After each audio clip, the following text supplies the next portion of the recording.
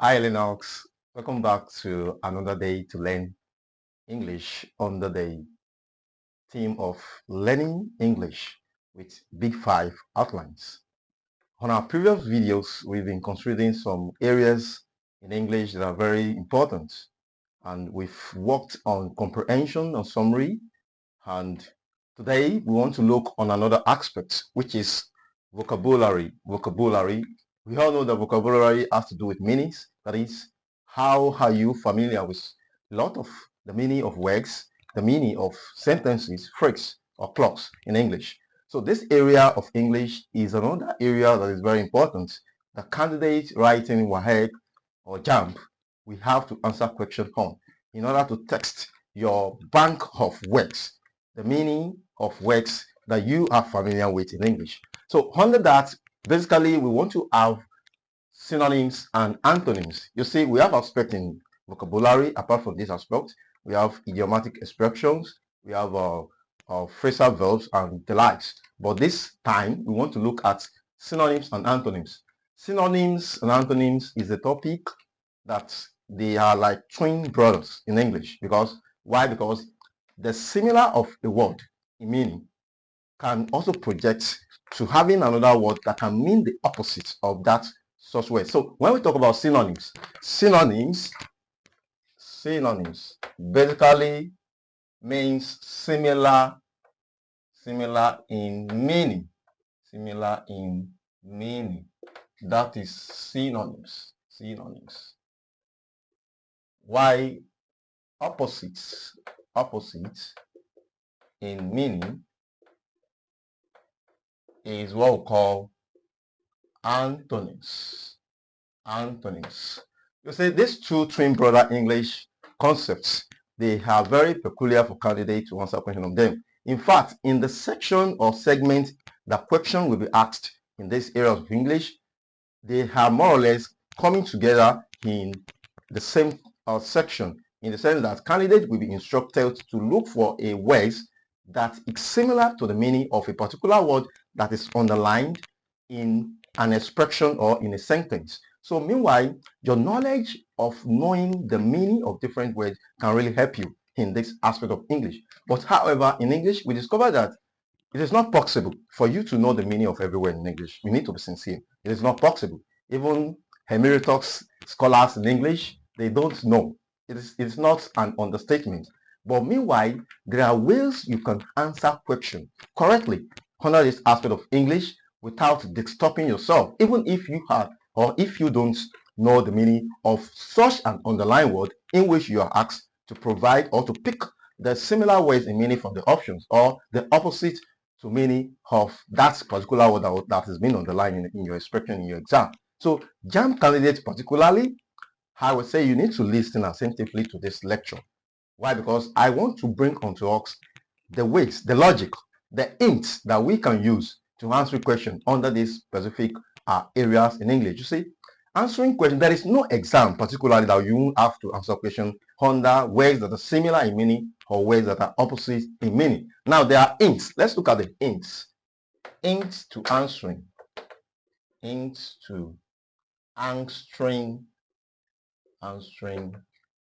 questions in synonyms. Let me use a code in synonyms and antonyms.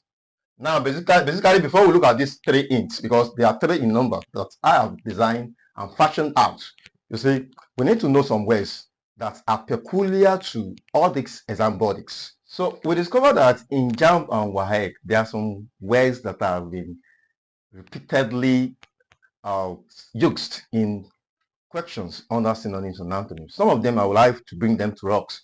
Number one, however, although in my physical class with my JAMBites and my white candidate, I do place some of these words alphabetically. For instance, the word amazed.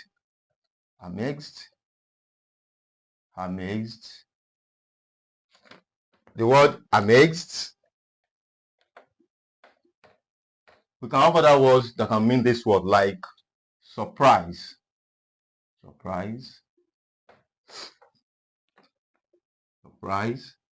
astound,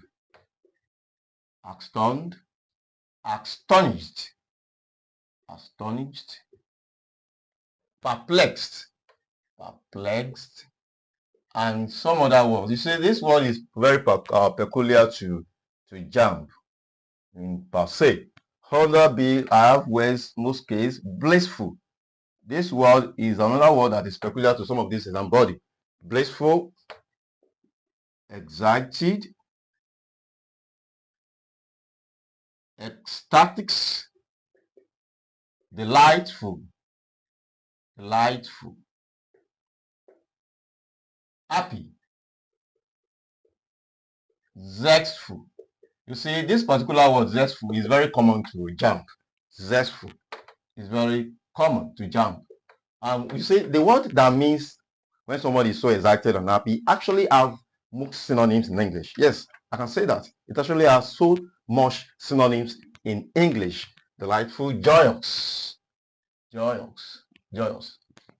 For C, number 3, for C, I'll just give 1 or 2, 3 words that are peculiar to all of these jam body. For C, courageous, courageous. Although you might not have that word as courageous in your sentence.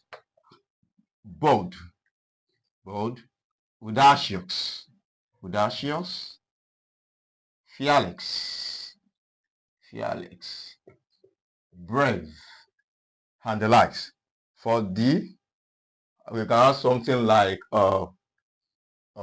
delight, delightful, which you can automatically put all of this to mean delightful. Excited, let me just outline 1 or 2 more. Excited, then ecstatics, ecstatics, ecstatics, and so on. Then for number 4, then for E, you can have something like exquisite. I've normally see this word, particular word in jump. Exquisite. The synonyms of this word is beautiful, beautiful, gorgeous, gorgeous, attractive, attractive, and the like. So I don't want to waste our time in knowing all of these words, because there are a lot of words that are so common to all of these exam bodies. So I won't like to waste our time in bringing them up to us. But I just want us to have a pre-knowledge of some words, and I want us to work on ourselves in knowing words and they're similar in meaning and they are opposite in meaning. But meanwhile, our major focus for this video is this. We want to know how to answer questions on the synonyms and antonyms, even when the situation warrants us. You don't know the meaning of your underlying words. Now, follow me up. Let's see some of these hints. Number 1, which is what I call 1, knowing the dictionary meaning of a word. Now, what I mean by this is that you see there will be a leg stress on you to answer a question under these particular areas if you can basically know the meaning of a particular underlined word. Now, let's look at an example. Let's look at an example there. Example. David is not only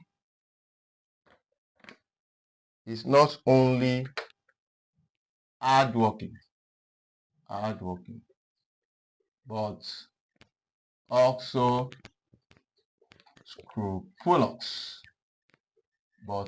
scrupulous. This sentence is extracted from WAEC year 20. Let me put it down.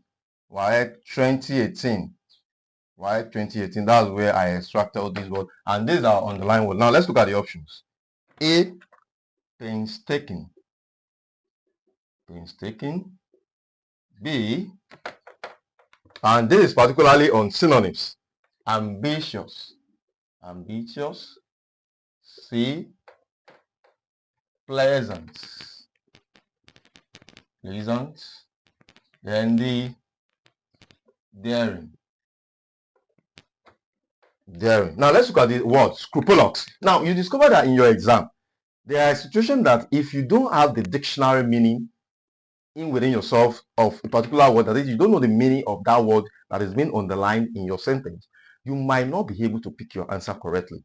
Why? Because there is a particular word that means the same thing to that underlined word in your what? In your question. Now let's look at this word, scrupulous. Now you discover that this sentence cannot give us the meaning of the word scrupulous. Although there's another hint that make your sentence to help you to knowing the meaning of a particular underlying word in your question. But meanwhile, this is not the situation. Why? Because if you look at this sentence, it said, David is not only hardworking, but also scrupulous.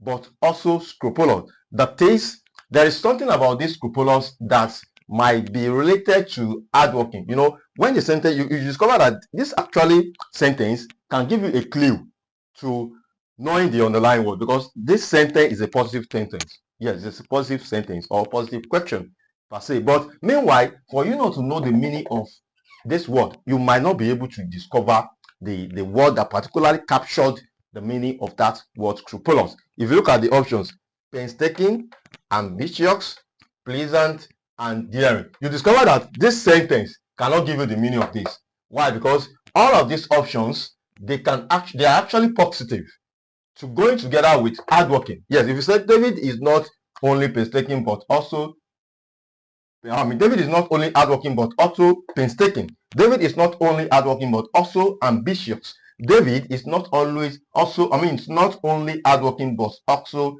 pleasant. You discover that all of these options, they actually fit into this sentence. But meanwhile, there's a particular word that means scrupulous. That is why your dictionary meaning of a word in some situation is very important. So the word scrupulous means painstaking. Painstaking, that is, when you take your time to examine, to scrutinize a particular thing before you do it. That's what I mean by scrupulous. So number one, it is that as a student, you need to work with past questions and some words. By knowing a lot of words that are peculiar to all of this exam body, while you work towards, while you work with your past questions, you discover that you need to be with your dictionary when you're working on synonyms and antonyms. That is actually the thing that can favor you under knowing the meaning of a particular word, knowing the dictionary meaning of a particular word before you can answer your question in synonyms and antonyms. You discover that. So you need to work with your past question and ensure that while you're working, be with your dictionary in order to check on some new words that you might not have known the meaning earlier on before you started answering questions or practicing all of these past questions. So number one, it is that knowing the dictionary meaning of a word. Knowing the dictionary meaning of a word. Now let's look at the second hint. That is the second thing you can do, or what can help you to answer question correctly in synonyms and antonyms. Number two, this is what we call sentence slash contextual meaning. So the sentence meaning of a word also is very, very important in considering of answering questions under synonyms and antonyms. What do we mean by this? That is, there are some sentences that will help you or that will give you a clue to knowing the meaning of a particular word being underlined. Yes, there are some positive sentence or negative sentence. So the way some sentence will be structured can give you a clue. So you need to put your mind at the sentence in order for you to interpret the sentence and be able to know that, oh, this word can actually be a context word in this particular situation of this sentence. You understand what I mean? So you need to put your mind. So immediately you don't know the meaning, you don't know the dictionary meaning of your underlying word, don't be panicked. Calm down. Look at your sentence structure. Look at the situation of your sentence, and that might give you a clue to knowing the meaning of a particular word. Now let's look at some of these sentences that can give us a clue. Okay, let me have to give it heading now so that I can come up with the sentence number two. Hint number two. Sentence or contextual meaning. Contextual meaning. Now, I've said it earlier that there are some sentences that will help you, that will give you a clue to knowing the meaning of that underlying word. Now, let's look at some of these sentences. Look at this sentence examples. Example. It says, Tade naturally has an aversion for watching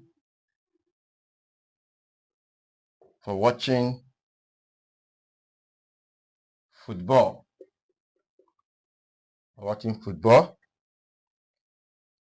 Even though because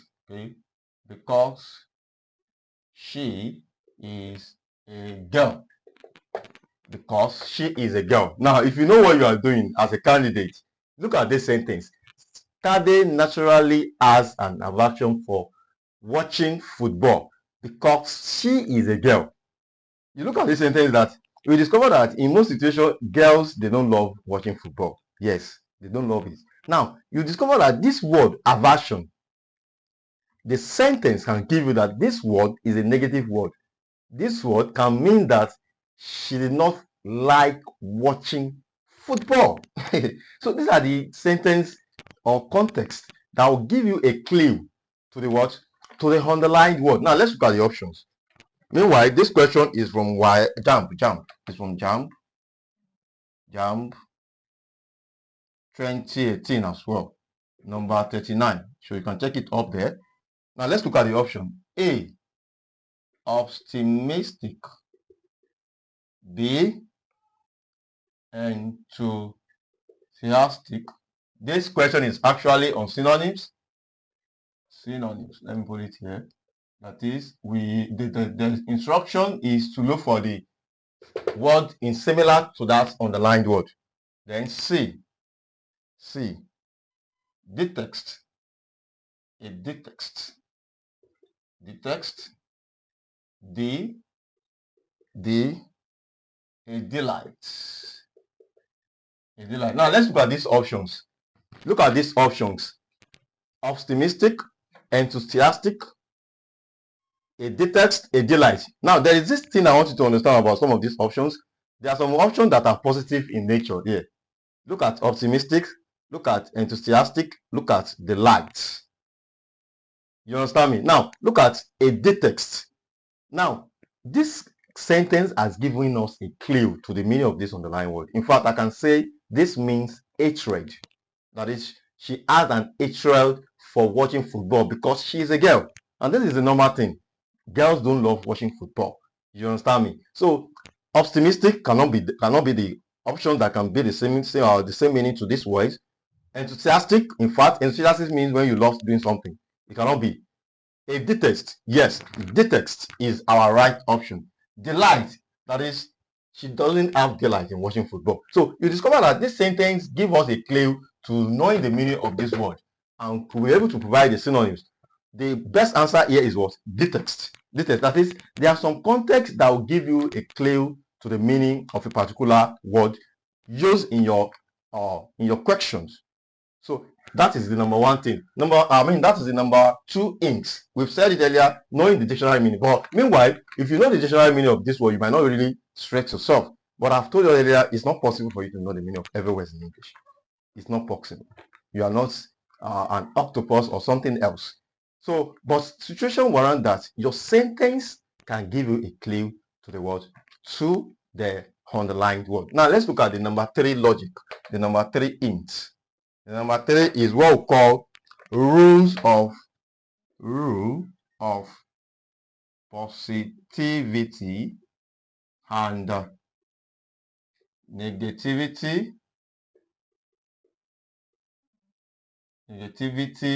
in options. Now, what we mean by this rule, this logic is sometimes your options can give you a clue. Your options, you can work with your options in the sense that when you discover that there are some options that are positive and some options that are negative. Now, I'll use this same example. I'll use this question. Tade naturally has an aversion for watching football because she's a girl. Now, look at the option we have here. There are some options that are very close in meaning. We have optimistic, enthusiastic, and delight. Now, these three options, they are positive options. So your answer will never be in options that are positive or that means the same thing or that are close related together. Specifically when you have them as three. Now you look at these three options, they are very close in nature. I will tell you that your answer cannot be one of them. It is that one option that is different that will actually be your option. So this question can actually work for this rule too. The options that are positive, you know them. The options that are negative, you know them. Then you decided, okay, your question is saying that you should look for the synonyms. So that one option that is different from your option, I bet it with you in most cases, that will be your right answer. Yes, that is how it works. So these three options, optimistic, enthusiastic, and delight, they are positive. They are positive. Why? This is only the negative options that we have here. In fact, this option is different in meaning to all of this. Now let's have another example. I've used this to explain this, but I still want to have another example.